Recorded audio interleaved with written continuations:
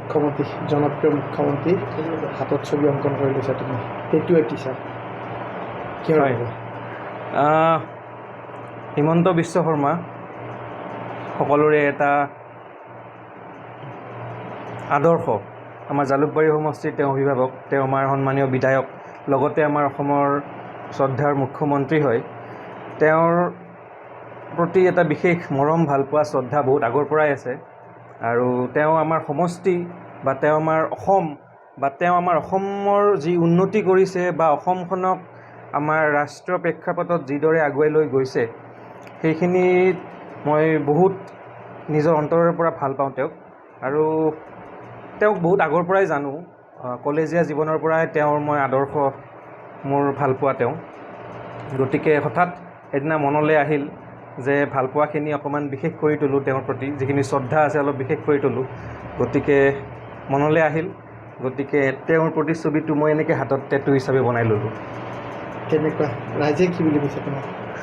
এইটো বিভিন্নজনে বিভিন্ন মত দিব কোনোবাই ভাল পাব কোনোবাই বেয়া পাব সেইটো আৰু মই তাৰে ওপৰত একো মন্তব্য দিব নোখোজোঁ এইটো মোৰ কথা মই মোৰ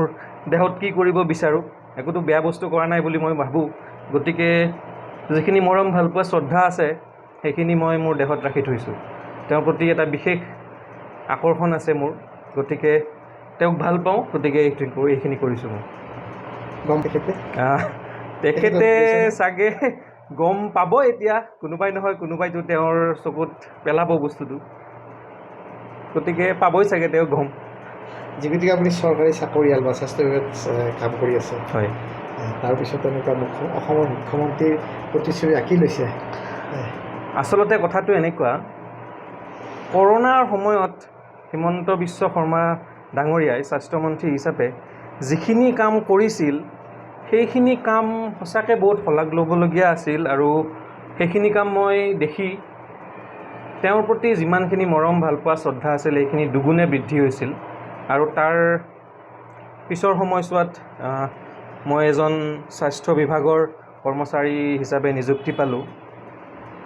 গতিকে সেই মৰম ভালপোৱা আদৰ্শ শ্ৰদ্ধাখিনিয়ে মই কি বুলি কওঁ আৰু আছে তেওঁৰ প্ৰতি ৰাখিছোঁ আৰু তাৰে ফলস্বৰূপে এইটো মোৰ আজি হাতত